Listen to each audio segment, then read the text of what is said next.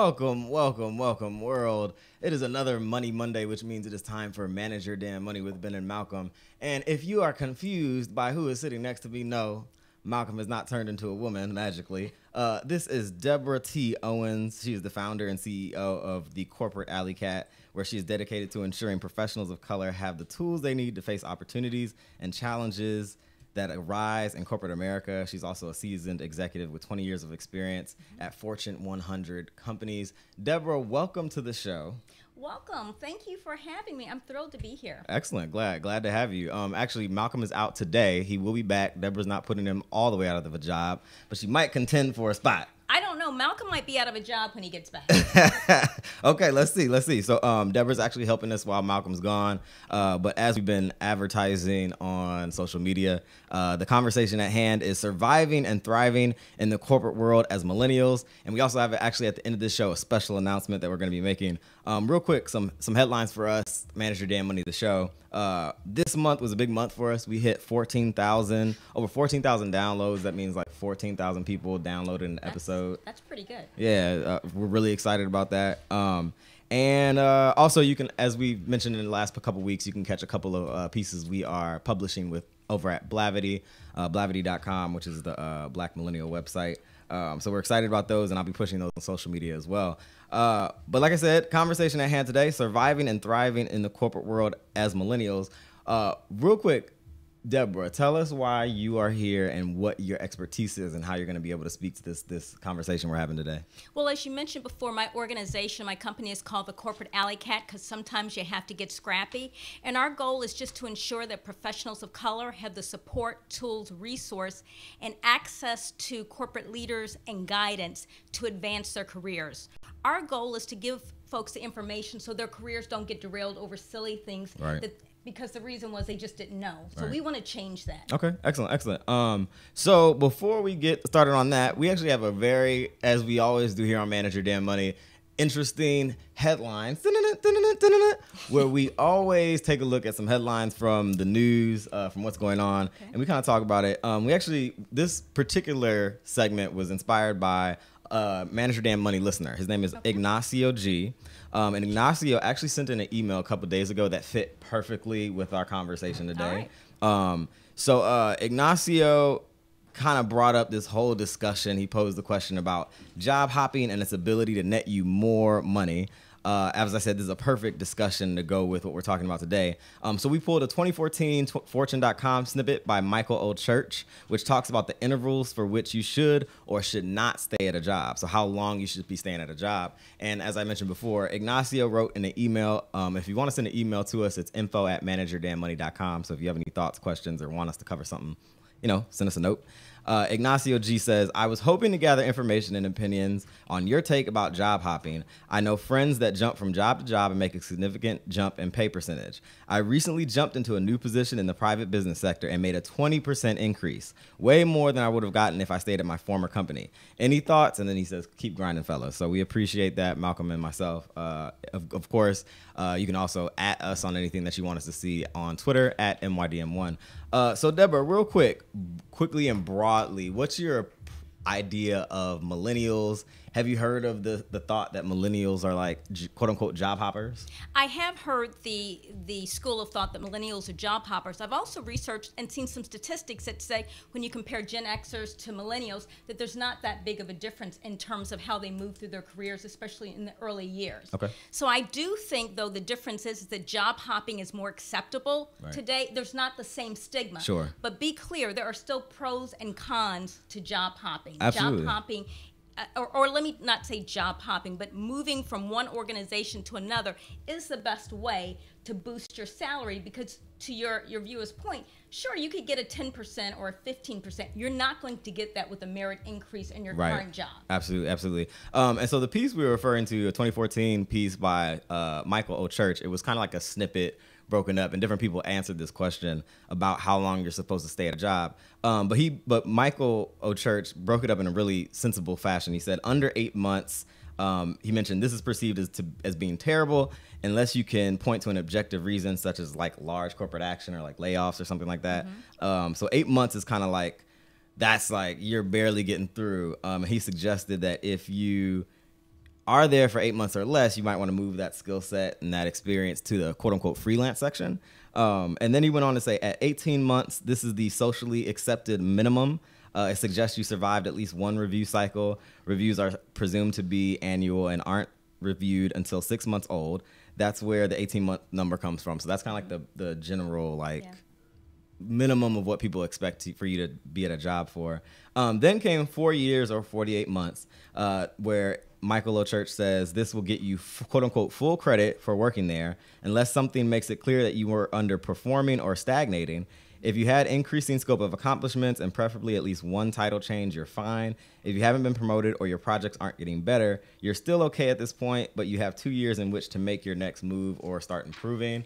Then it was like kind of that next step where it's like, all right, now you're kind of like you're not maybe doing enough, which was 6 years, 72 months. After 6 years without an obvious record of promotions, it suggests that a person is unambitious and, while not so terrible as to be unable to keep a job, thoroughly mediocre, which is a hilarious way to put it.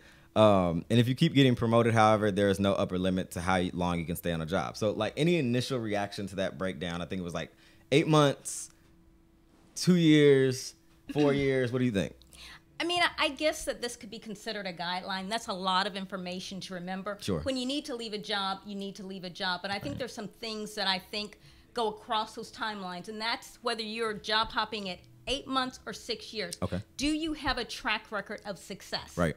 Do you have the demonstrated and the relevant skills that an organization is seeking? Right. Have you been able to show that you've achieved some level of result? Right. So I don't care if it's 6 months or Right. 6 years. If you're not able to demonstrate that, you're going to be in a tough spot. Right. So to moving too soon, yes, you can job hop, but at some point you're going to hit a wall, particularly if you haven't been in a job long enough to really have any substantial experience or to have any significant accomplishments. Right. But if you do job hop, then you do get the plus of being in a new environment and being with different skills. But I just want to go back. Those are great guidelines, but I want to say at the end of the day, Ben, it's what do you need? Right. Right? Are you getting what you need at your current role? Okay. And if so, why not? And that's a question that you need to answer first. Okay. Right? There's a lot of factors that go into that. Right. So I would say to people, is it because you don't feel like you're good at this job? Right. And have you not asked for help? Okay. Is it because you don't see a path forward? You don't see any advancement? You don't see any progress for you to increase your salary? Are you underpaid? Right. Are you not a fit with the culture? Okay. So you need to find out those things first. But at the end of the day, what do you have to offer that organization? Excellent, excellent. So real quick, I wonder about this, especially millennials are still kind of at the front of their job trajectory. It's maybe the older millennials, so to speak, are kind of moving into somewhat senior roles. Sure. Or the intro of senior roles. Does job hopping make a difference, especially as you ascend? So I mean, when you're an associate level, whatever, or at the very start, I imagine in my mind, it feels more okay to say, oh, a year and a half here, Sure. a year and a half there. But does that change in your mind as you move up and you should be having more lengthy stays? Or? I think it does. Okay. Meaning if I'm looking at your resume and over a 10-year span, you've had 5 job changes. Sure. And they're all lateral. I don't see any skill progression. Okay. I don't see any increase in responsibility. I don't see any results. Yeah, that's a red flag. Because Right. I want to know, well, why does this person keep moving? And more importantly, if you're going to job hop, it should make sense. Are you job hopping to a better company? Right. Are you job hopping for career progression? Because if you're not, I might think that this person is just moving because they have a hard time keeping a job, Right. They're not performing well, or maybe it's because they don't know what they want to do at this point, and that's fine. But understand that as an organization, I'm going to look at those trends and say, if they've had their last 5 or 6 years, they've only stayed there 2 years, I'm trying to grow my team, Right. and I need people who are going to be here 3-4 years Right. because of the project, then would that person be a good fit for me? Right. Probably not. Absolutely, absolutely. We want to remind people you're watching and listening Manage Your Damn Money with Ben, usually Malcolm, but we are here with Deborah T. Owens instead. She's here to talk to us about making it and thriving in corporate America. Right. At the moment, we're talking about job hopping. So real quick question, it's interesting because you brought up Gen X and baby boomers, where the thought process of the culture at that time was to stay in a job for 5 to 10 years, and then maybe you might move up another, to your next step in your career, or you might even raise and rise through the company. That was kind of the typical story of someone who's been somewhere 25 years, started out as a secretary, and now they're like the CFO or something like that. That's like the ideal. That's kind of an extreme case. That's a real extreme case. I'll go with that. Right. So, like, now that we're in this era where you have like all these different job hunting sites, you know, in addition to headhunters and things like that, is it realistic, especially for millennials, to will millennials work anywhere for longer than 3 to 5 years just because of the way that everything's set up? I absolutely think that's possible. Okay. I was just at a presentation at an organization, and there was a young guy there. He's like, I never want to leave this company. Oh, wow. Right? Because he feels like he's getting paid well. Right. And he is. The culture, he is a good fit for the culture. Right. He likes the organization and what they stand for. He's aligned with kind of their mission and goals. And if you find that, absolutely, why would you leave unless there's a better opportunity? So, yeah, I believe that there will be opportunities in organization. Now, rising through the ranks could look a little differently, right? Sure. Because there's a lot of mergers and companies are being bought and people are being laid off, and now there are a lot of contract work done. So that may change the path you take, but are there still opportunities for people to rise? Absolutely, particularly in some of these startup companies. I would think that, you know, if it's a good fit, you like it, and people talk a lot about millennials being mission driven. You like the mission, there's a real purpose. Absolutely, I think there's an opportunity to do that. But what you don't have, or you don't have as frequently, is when I was coming up, the things that kept you there were the pension, the retirement, the health insurance. We sure don't have that. All of that good stuff. And let me tell you, it's a good thing to have. Right, absolutely. Right? But that has changed a little bit. So yeah, your path may be a little differently, but do I feel that people can find companies where they can be comfortable and they can get what they want for more than a 3 or 4 year period? Right. Absolutely. And I don't know if I'm an advocate that you need to be at a company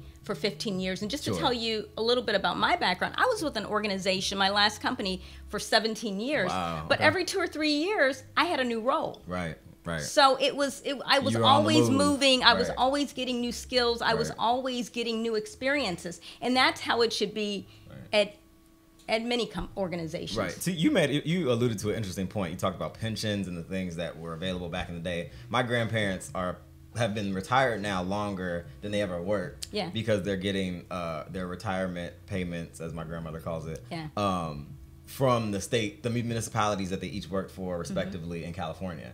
So like now that era is done and that's no longer happening, what are companies, or what have you found in your work and just kind of conversations you have that companies need to do to kind of meet the needs to make sure that millennials in particular are interested in staying longer than those like 2 and 3 year stints? Well, I think one of the things that the data has showed is that millennials tend to be very mission and purposeful, right? Okay. That they would take that over money. Right. I think the other thing is the culture. Okay. They want to be able to work in a little more of a free way than maybe 30 years we did. So now there's a lot of flex time. There's a lot of remote work. Right. But the environment's different. So, you know, it used to be people worked, maybe your day was 8 to 5, 8 to 7, but now with digital, you're on call 24/7 in some organizations. So I think a lot of it is culture. You know, what kind of culture do you have that would attract somebody? Is there a strong mission?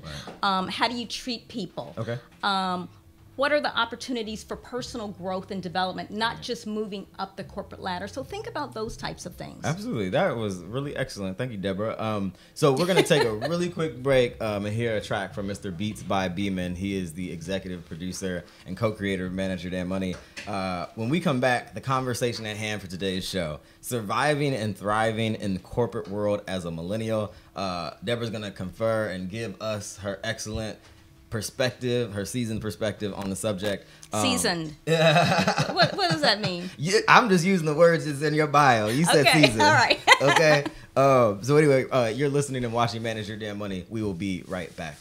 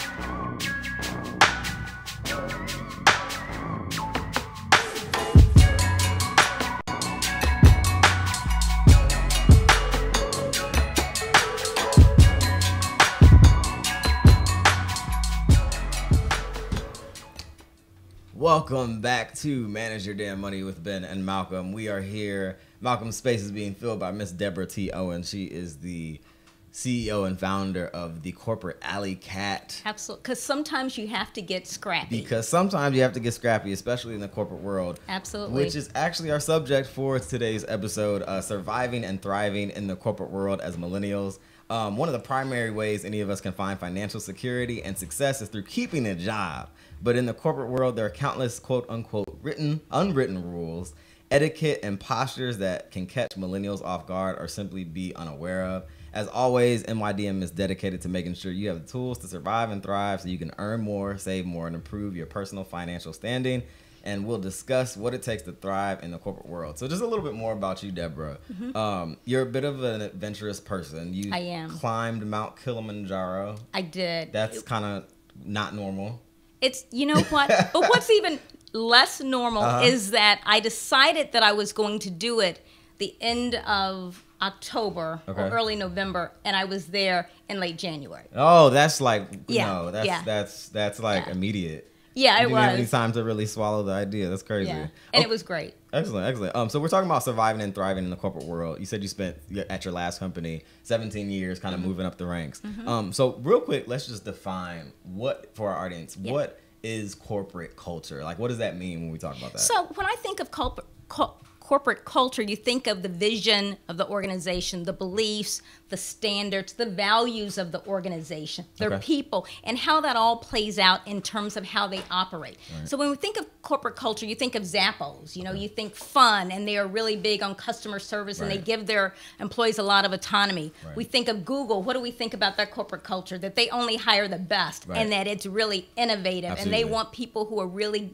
want to get out there and do things differently. You think of some of the companies, I don't know, like General Electric or Wells Fargo, you might think that that's more of a tried and true, that there are going to be a lot of policies and procedures. That there's a lot of structure. That doesn't mean it's bad, but that there's a lot of structure. There's going to be a real hierarchy. You think of the culture in some of the startup companies, and it's kind of like whatever needs to be done, let's get it done. And you may not have the structure. And this is really important because while it sounds really cool to be in a place that doesn't have a lot of structure, some people like structure. They want to know, how do I move up in this organization? And you know what it is. What is the policy for this? Right. You lose some of that sometimes in smaller companies or even some of the nonprofits, where some of the more established corporate cultures, they're clearly going to say, we're going to bring you in here. We are going to develop you. We are going to invest in you. That is part of our culture. We want you to grow. As a matter of fact, we only promote from within. Wow. So those are the types of things you need to understand. What environment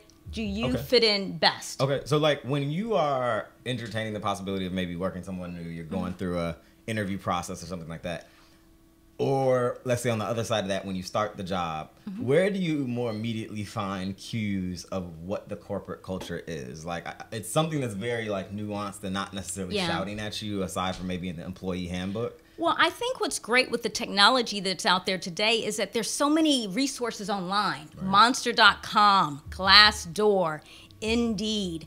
There's lists on top of lists. The best companies for women, the best companies for people of color, the best company for veterans, the best companies for working women. So there's a lot of information that's right there in front of you. The second piece of that is, who do you know that works in that organization? Talk to those people. I love technology now because you can go on LinkedIn. You can link in with people who work at that organization, and you can send them a note. Hey, I've heard great things about X, Y, and Z company. I've seen you've been there for 5 years. I'd love to talk with you and find out a little bit more about the culture there. Okay, excellent. So lots of ways to get information. That's really good. And I think another one, too, is just being observant. When you go for the interview, when you have conversations over the phone, get a feel for what the people are saying and how they're talking to you. And I think that also gives you like an opportunity. I'll give you a quick story. One of my clients went in to interview at the startup company, and she just said, I just didn't like the feel of it. Okay.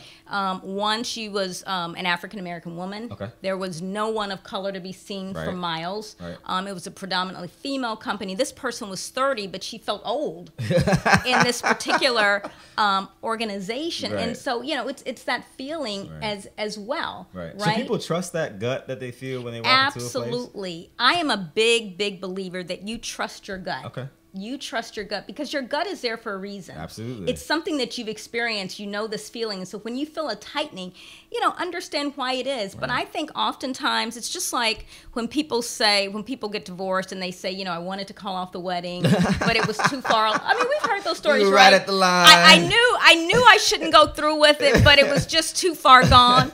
It's the same thing with the job, right? That's a hilarious analogy. But it's true. Right.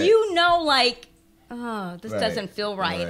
I don't think this is the right place for me. But they offered you so much money. Right. You go, well, maybe I can work. Maybe I can make this stick work. It out for a couple of years. I can hang in here for a couple of years. Right. But you knew, I'm doing a little bit of selling my soul right now. Well, man, that's a really interesting point. That's kind of deep. So we'll try and come back to that, but real quick. So it's interesting because corporate culture is this kind of thing you can't really define, that's set by usually the people at the top of the organization or company. So let's say you mentioned an African American woman. Let's say we use that profile all the way through, or like a Latina woman or someone who's not of the majority profile. And they're entering the corporate world and they know they want to conquer it. Yeah. In one sentence each, give me the top few skills that person would need to be prepared to develop over the next 10 years. Like knowing that they want to operate in the corporate space, knowing they want to take this on. What are the top 3 things that you think are important? Just real quick bullet points. I would say performance. Okay. Relationships. Okay. And I'm going to lump these together: confidence and courage. Oh, wow. Okay. And when I say confidence and courage, I mean the confidence to know who you are, the value you bring to the table, and you're here to conquer it, and that's what you're going to do. Right. The courage to act, because you're going to have times where you're going to have some tough conversations. Absolutely. Potentially. You may have to call people on a few things. You may have to raise your hand because you've noticed some things aren't quite right. That's not always the case, but as a professional of color, I think you need to be prepared to have those types of conversations. Right. Relationships, because you need supportive and you need strategic relationships. Absolutely. Anybody who's achieved any level of success has not done it on their own. It means something when they say someone pulls you through the organization. So you need those relationships, and performance is a no-brainer. Okay. And I would say to people of color, is it still true you got to work a little harder? Absolutely. Absolutely. But I would say the advantage is that you can be noticed. When you walk in the room and it's an all-white environment, people know who you are. Absolutely. Right? Absolutely. So use that to your advantage. And you only ask for a couple. I'll give you a couple more. Okay, go ahead. Use your voice. Okay. What does that mean? That means use your voice. You have opinions. You are bright. Right. Share those. Okay. Absolutely. Share those ideas. Share your successes. Don't play it small. That's one. Don't play it small. Get out there and let people know what you're accomplishing. And that's the biggest thing that I see, Ben. Millennials, very much millennials, and people who've been later stage career, is that you've done a lot of great things, but nobody knows about it. So that's why you're not getting any recognition, because nobody knows. And here's the thing I would say, particularly to professionals of color, it's not a meritocracy. Okay. So if you're going in there with this feeling, and even in corporate America, it's not a meritocracy. If you're going in saying the person who works the hardest, I'm just going to work hard and that's all I have to do. No. I don't believe you're going to be on the right path. Right. You need to work hard, and you need to have key relationships in place. Right. Interesting. That's really deep. Explain to me real quick, why do people struggle with, because what I've come to learn as a young professional is that doing that exact thing, like tooting your own horn, is really important in those kinds of spaces when it's time to not only do the work and perform in the work side, but also talk about it and share it with people. Absolutely. Kind of in a way that's like, hey, you didn't ask, but I'm gonna tell you anyway. Right? Absolutely, it should be part of your. It should be part of your elevator speech or your hallway speech. I have a great colleague, and I knew everything about her career. I'd run into her in the hall, and how you doing? I am doing great. We're working on this big project where I'm going to be leading X, Y, and Z, and then we're bringing in this department. It's going to be really great. Sprinkle seasonings all over. Absolutely, and it wasn't in a bragging. Right. This is a person who was engaged. They were excited about what they're doing. Right. So listen, when that person's name comes up, guess what I'm saying? Well, they're working on this big project, and such is leading it. Exactly. Right. So those are the things, and I think sometimes people have this feeling like, I don't want to kiss up. I'm not sucking up. That's big. I don't want a brown nose. Right.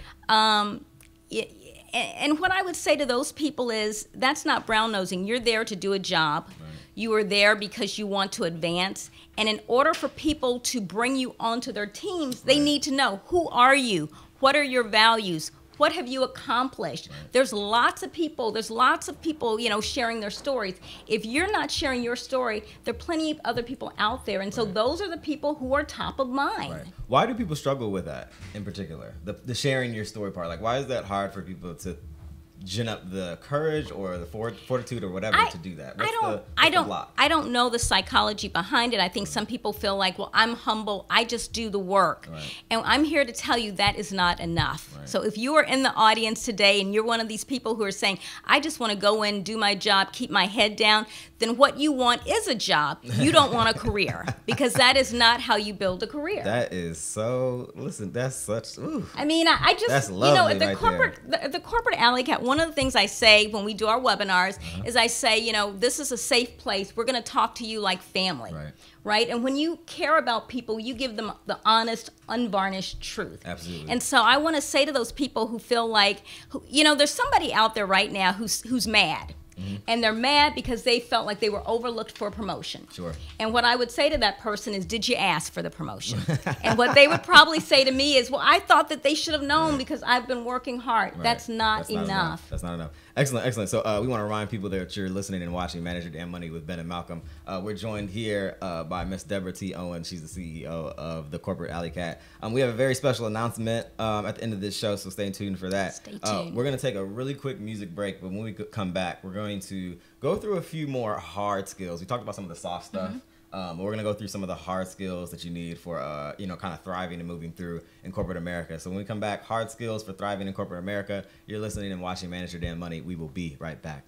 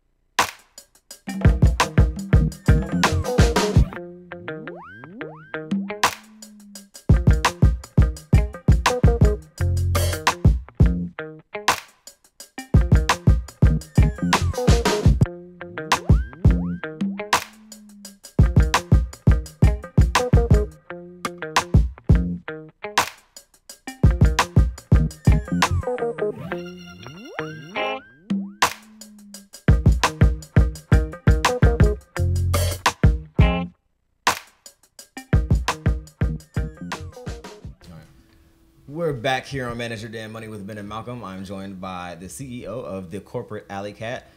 When it's time to get, what is it? Because sometimes you got to get scrappy. You got to get scrappy, absolutely. Absolutely. And we're talking about surviving and thriving in the corporate world, because obviously if you're working in corporate America, that's an opportunity to make some money. So that's obviously why we're talking about it here on Manage Your Damn Money. Quick recap, real quick, or some things we missed on the other side. How do you, Deborah, we talked a lot about selling yourself and telling your story of the successes that you've had at the workplace. Mm-hmm. How do you position yourself? Like, what does that mean in terms of positioning yourself for your next move or for like that promotion that someone might have missed out on? Like, what does that look like in terms of positioning? So real quickly, I'll tell you, we did a webinar last Thursday. Okay. And the question came up is, how do I position myself for these openings? Because by the time the openings are posted, they've already selected somebody. And usually this is somebody who's done a special project or they've asked for additional work, and so they have a leg up. Mm-hmm. And I would say, well, that's how you position yourself, right? So one, you let people know that I am interested in this role. You make sure that you understand what are the skills and experiences that you need. And if you don't have them, you find a way to get them. And people may say, well, how do I get that? Ask for a stretch assignment. That's simply doing something beyond your job. So if you're in finance and you want some marketing experience, ask for a project that you can do in marketing. Some people may say, well, they don't have those at my job. Then create that. Bring it to somebody. Another, Hannah Dust, who's a VP at Sony in LA, Sony Pictures, she brought up a great example. They did a town hall. Someone got up and asked 2 or 3 really provocative questions. She said she and the chairman looked at each other and said, who is that person? We need to find out who that person is. Fast forward, that person is now having one-on-one quarterly meetings with the chairman, right? Those are ways that you get exposure. Raise your hand. Volunteer for the jobs that you don't that other people don't want. And I want to give you another one. If you're in corporate, you know, I've heard people say, well, I don't want to work on that United Way campaign. Well, let me tell you, the top executives in the company are working on those United Way campaigns. Employee resource groups are great ways to get out there, get experience, get leadership, and get access. So there's a gazillion ways that you can promote and position yourself. Excellent. So yes, absolutely promote. You got to be your own biggest You got to be your biggest advocate. Absolutely. Real quick, last soft skill, because this is a specialty of the Corporate Alley Cat. When you're a woman or like a person of color, obviously you're usually walking into the room not in a position not with the most leverage. So how do you manage? What do you mean not with the most leverage? Well, obviously in a lot of these corporate scenarios, there's a lot of white guys. Right, but that doesn't mean you don't have leverage. That is true. So tell me what you think about that. So what I would say is that, and oftentimes in corporations, you may be one of a handful. Right. You may be the only one. And so I don't think anything changes, right? I think the first thing I want to say to people out there, be who you are. Right. Be the best person you can be. Don't try to be who you think they want to be, because that's how people get crazy. Okay. That will drive you crazy. I can't be who I am because they want me to be that person. And be who you are. Right. Everybody understands success and results. Understand the business. Right. Where is the business going today and in the future? And position yourself so that you understand it and that you're the person who drives results. At the end of the day, if I have a team, I don't care what color they are, what gender they are. If I know that there's a person on my team who's going to help my team look good, it's going to help us achieve our objectives. Absolutely. That is the person that I'm going to go with, and that's the person I'm going to give opportunities for. And then you have to advocate maybe a little more for yourself. Right. So ask for the things you want. And one of our speakers we had on one of the webinars says, when I go into a room, I see the conference table and there's seats around the side. I don't go to the seats around the side, because if I've been invited to this meeting, then I have something to offer. I go there. She said, I get there early. Right. I go and pick the chair in the center. Somebody else is sitting there. Not today. This is where I'm sitting, and I am here because I have something to offer. Absolutely. Right? But I think you don't have to do that. But I think that's the attitude you have to bring, because there are going to be experiences that are going to be tough on you. Right. And you've got to hold on. That. They're going to challenge you. You've got to hold on to that confidence. Right. And what I found the best way to do it is be who you are. Right. If you see something that needs to be addressed, address it. Okay, excellent. Head on. Excellent. So those are a couple of soft skills that are really important. Those are the things that you don't really know are happening in the space. We want to remind people that today's conversation at hand is surviving and thriving in corporate America here on Manage Your Damn Money with Ben and Malcolm. Again, Deborah T. Owens filling in for Malcolm for this show. I'm liking the seat here, Malcolm. Wherever you are, Malcolm, I'm feeling real comfortable here. No. That's funny. So real quick, remind folks, you can actually subscribe to Manage Your Damn Money on iTunes. Just search Manage Your Damn Money on the Apple Podcast and iTunes platform. You can also find us on SoundCloud, soundcloud.com/Manage Your Damn Money. And then you can follow myself at MYDM1, also the company handle, and ManageYourDamnMoney.com. You can find all the information that you need about what's going on with us. Where can people find your information, the Corporate Alley Cat? They can go to www.corporatealleycat.com. Make sure you go to the website, sign up. You will get access to our webinars, which are free. We hold 2 a month. Can I just tell them a little bit about the couple of great webinars we've had? So we'll come back to that. We'll come back to that. Side. Okay, so that's a no. So real quick, we were talking about soft skills and the things that people don't always know what's happening, or things that are coming their way. Let's talk about like the hard skills that you need, like just straight up and down. These are more like direct things that people can understand. Performing. You mentioned earlier in the show, performance is a key thing. What does it mean to perform and do a great job in the corporate kind of setting? What does that mean? So I want to say performance is king, right? Yeah. That is, you got to have great performance. And here's an area where I think people get confused. Sometimes people will have an issue at work and they'll say, well, and I work really, really hard. And I'll say, well, what's your performance look like? And they're like, well, my performance is really good. And my question is, how do you know?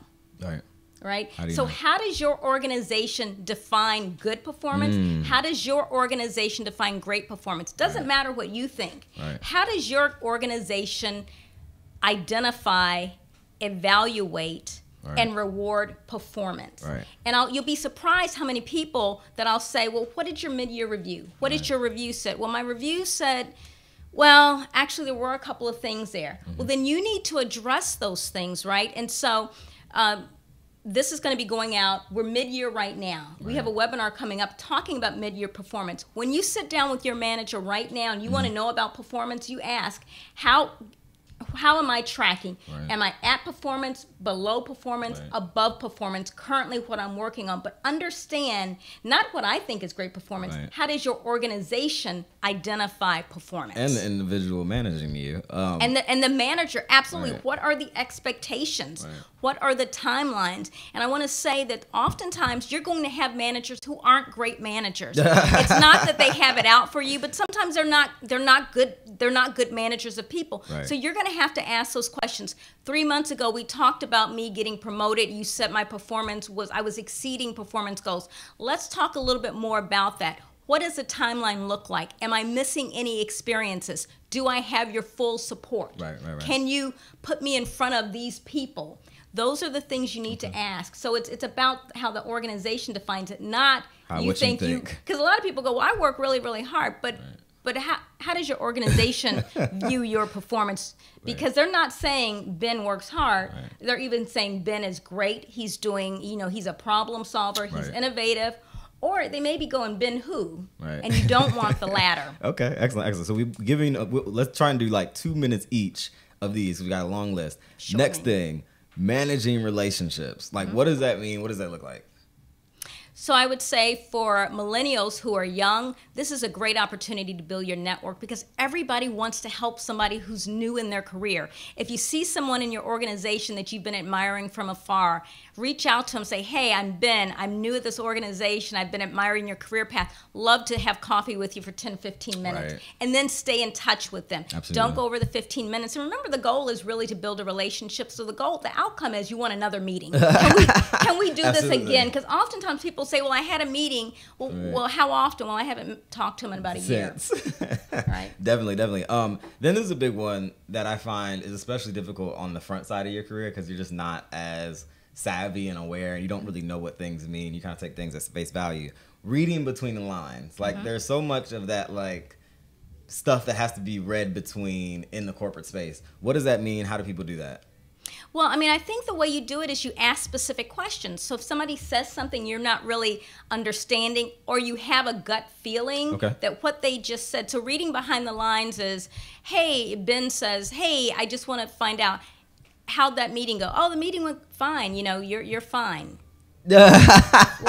Well, what does that mean? You're fine. What were the things that I did well? Are there any areas that I need to work on? Or somebody may say, yes, we're looking at you. I think you really have a future here. Or sometimes they may say, read between the lines, I think you're not ready yet. Okay. That's a good one. You're not ready yet. Well, what does that what mean? Does that mean? And people come to the Corporate Alley Cat and they come to me and I say, well, what the conversation? They said, well, I'm not ready yet. I said, well, what does that mean? Right. I don't know. What are the specifics? You've got to ask those specific questions. So let's talk about it. Are there skills or experiences that I need? And what timelines are we talking about? Because that may impact your decision to stay or go. And there's definitely, especially, like I said, in the front side of your career, you might not even recognize that those things are signals of something else, right? Is there even a way to practice recognizing those things in the moment such that you can respond within that 5 to 10 second window that you're talking to someone? Or does that just develop over time? I think some of it develops over time, but at the Corporate Alley Cat, that's what we're here for, to really accelerate that process for you. So when we talked about relationships, everybody should have mentors in their life. Right. Those are the people that you go to and you say, hey, listen, I had this conversation with my manager. Right. I don't think it went too well. Right. How do I approach that? Because remember, to your point, every conversation doesn't have to be addressed in the moment. Sure. One of the things I often say to people, if you're not sure how to address it That's and big. you're feeling some kind of way, then don't say a word. Go back, take a breather, say thank you so much for that feedback. I'd love to circle back with you once I've had a chance to process it. Absolutely. Then you get on the phone and you call your mentors, and you should have several mentors. You say, hey, listen, here's what happened. I don't know what to do in this situation. Let somebody with more experience. And I had a situation once where I went through a discrimination situation. I was so eager to get out of it. I was thinking about taking a job that was that was almost a drop down Okay. just to get out of the situation. It was Right. so horrible. And my mentor said, don't you do that. Right. He said, if you take that position, you'll be answering for it for the rest of your career. Right. He said, you have done nothing wrong. You stay right where you are. And you know what I did? You stayed? I stayed right where I was, and I continued to get really significant leadership positions. Excellent. But that is a moment that, just from an emotional standpoint, I was like, just get me out of here. Right. If But I you hadn't can't check out. You can't check out. But Right. because I had some mentors and advocates in there, they gave me great advice during that period. Okay, excellent, excellent. So real quick, because we only have a couple minutes left in this segment, but interpreting unwritten rules, like what does that mean really quickly? So unwritten rules can be things that I think are pretty significant. Like, how do people get promoted in your organization? How do they advance? Not just the formal, but the informal. Right. Are there certain people you need to know, or more importantly, people who need to know you and need to have a line of sight? Right. That everybody needs to get the okay by this person, Right. and if they don't, you're out of you're out of the game. Okay. Do you need certain types of experiences? Like, if you don't have marketing experience and you're going up for that, you're never going to get it Right. unless you do X, Y, and Z. Those are the types of things that you need, and this is where your mentors come into play. That's a big deal, mentorship. We don't actually have that here, but that's really big. That's a huge one. And even more important than mentors are advocates, because mentors are the people who kind of coach you. Advocates are the people behind closed doors who say, Ben, he is the one we want in that He knocked position. it out of the So park. they're actually even more important Absolutely. than mentors. We had something recently where we said, are you over mentored and under sponsored? And that's really important. Like, you're getting a lot of great coaching advice, but there's Sure. nobody who can actually put you in a role on your team. And then push the button to actually move you forward. Absolutely. That's excellent. Deborah T. Owens filling in for Malcolm while he's out. So when we come back on the other side of this music break, we're gonna talk. We're gonna actually have special announcement. Special announcement. We're gonna hear a little bit more about what the Corporate Alley Cat does and how you go about doing it. But you are listening and watching Manage Your Damn Money with Ben and Malcolm. You can make sure you subscribe and leave us a review on the Apple Podcast platform. We'd be really thankful for that. We're going to take another listen to another music break by Mr. Beats by Beeman. He is the executive producer and co-creator of the show. You can find his music on Instagram at Beats by Beeman. Just spell it how it sounds or spell it over and over again until you find him. We are here at Manage Your Damn Money with Ben and Malcolm. We will be right back.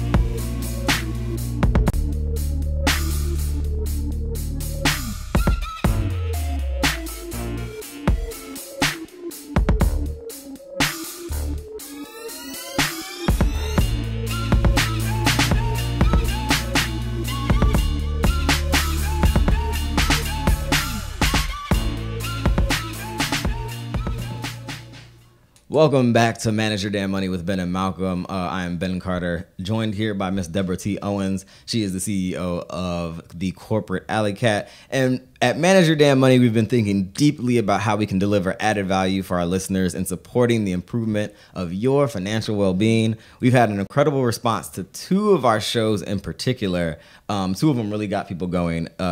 Previous episodes about dealing with human resources. So that's kind of like rolled into the job, corporate stuff. And then also our episode about whether or not you should share salaries with friends. So those were two episodes that were like really big for us here at Manage Your Damn Money. This being the case, we've decided to partner with the Corporate Alley Cat for promotional purposes of getting you to sign up to do the Salary Negotiation Summit Series, a 6-part digital seminar event happening in August of this year. And that's kind of why we have Deborah on, so you can get a taste of the expertise that Deborah brings to it. The reason why I personally thought this was important, I actually sat in on one of the, what do you guys Webinars. do? Webinars, but how often do you do them? We do them twice a month. Okay, twice a month. And I sat in on one of them. It was a subject I was sort of interested in, but also just wanted to see how Deborah did her stuff. And it wasn't Deborah talking, it was two other professionals who had incredible insight into how to navigate the corporate space. There's a particular, subject for the one that I went on, but I thought it was an amazing session. And it was online, it was digital, you sat at your house and did it. And it was just really accessible. So I thought it made sense for us to do something together, especially on salaries. So why don't you just briefly tell us, what do webinars and sessions look like with the Corporate Alley Cat, and then we can talk a little bit more about the Salary Summit series. So twice a month we do a webinar on various topics. So in the last 6 weeks we did one that was called You're Not Crazy, 10 Documented Behaviors of Bias. We did one recently called Global Experience. Okay.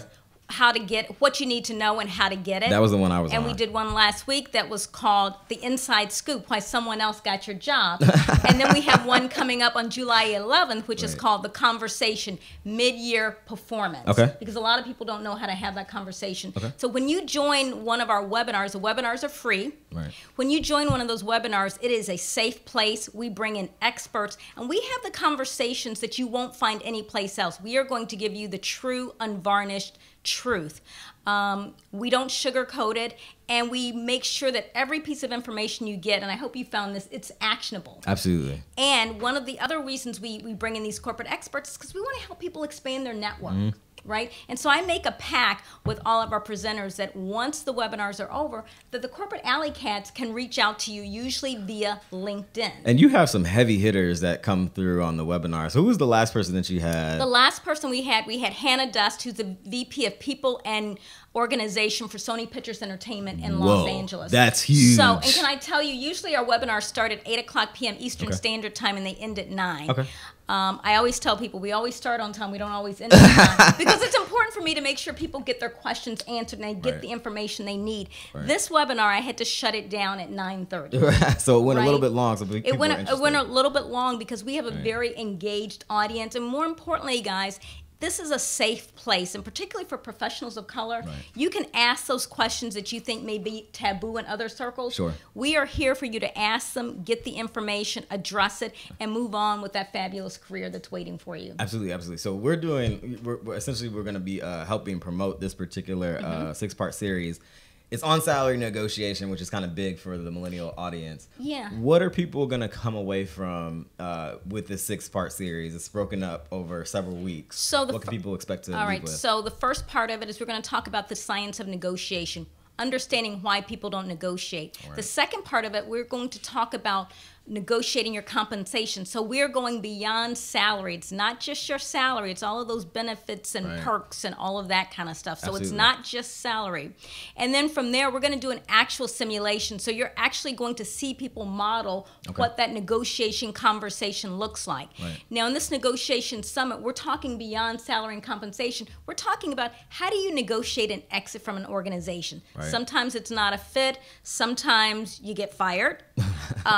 Sometimes you get laid off, but oftentimes people don't understand what that process is, and we want to help you understand what is negotiable and what is not negotiable, and understand that in that process, they're always going to tell you that nothing is negotiable. But we know that that's not true. Absolutely. And we are also going to bring in leaders, so they're going to tell you how they negotiate, and they're going to actually just reaffirm that they absolutely expect their good candidates to negotiate. And then the last part of that, we're going to talk about how do you negotiate, how do you manage those everyday negotiations like flex time, working remotely, asking for a raise in your current position, those things that people struggle with, so that when you leave the summit, you're going to feel empowered to ask for what you want. And our tagline is the Negotiation Summit: get what you deserve, not what you're given. I love that. That's like my favorite thing about the whole thing. Get what you deserve, not what you're given. Too often somebody says, okay, we're going to offer you this. Okay, that sounds good. And I've done that many times Right. before. And so I've learned that that is not always the way to go. Absolutely, absolutely. So we're excited about it here at Manager Dan Money to be working with the corporate Alley Cat and Deborah. We'll be working hand in hand on the promotional side of things. Of course, if you're interested in what we've just shared, just follow all of their social media handles. Ours, MYDM1 on Twitter and Instagram. And then you can also find us on Facebook, facebook.com/Manager Dan Money. Where can people find information across your social footprint, Deborah? They can go to Facebook, Corporate Alley Cat. They can go to Instagram, Corporate Alley Cat. They can go to Twitter, Corp Alley Cat. And they can also find us on LinkedIn under Corporate Alley Cat. So we are across almost all of the platforms out there. Excellent. If you can't find us, something's wrong. Something is wring if you can't find the Corporate Alley Cat. You're not using Google. That's right. Well, very good. Deborah, first of all, let me say bravo. You held it down quite nicely in Malcolm's absence. Well, Malcolm, see, this is what we talk about when we say, because sometimes you got to get scrappy. You get an opportunity, and you know what? When you leave, you want people to go, "Wow, Who was that?" Who was that?" Right. So this is part of the positioning. So Malcolm, maybe we can work on a schedule. That's hilarious. So thank you again for coming. You dropped some incredible knowledge. We want to remind folks that you can, of course, subscribe to all of our podcast and listen to previous episodes on the Apple Podcast platform. Just search Manager Dan Money on the Apple Podcast platform and leave us a review. We really like those reviews. We actually got our first 1-star review, which said we talk and mill about too much, which was kind of funny. But they also say if you have haters, then you made it. So I don't know. Anyway, People are talking about you. Positive or negative, I'm all for it. So then I would give you 5 stars. I appreciate that, Deborah. And if people want to send your comments to us, or you want us to cover a particular topic, just send your thought to info@managerdanmoney.com. And just like Ignacio G had a question, he sent it in. We literally put it in the show the next show. So we try to do that as quickly as possible, depending upon how many we get. And then also remind you to follow the Corporate Alley Cat one more time. www.corporatealleycat.com. Make sure you sign up so you'll hear about all of our webinars, get all of our free career and strategy information delivered right to your email. Absolutely. And you can always stay tuned with us at managerdanmoney.com. Until next week, when I think Malcolm will be back, possibly, maybe, we don't know. Stay tuned. Stay tuned for that. This was another episode of Manager Dan Money with Ben and Malcolm. Until next week, be good with your money. Peace. Thank you.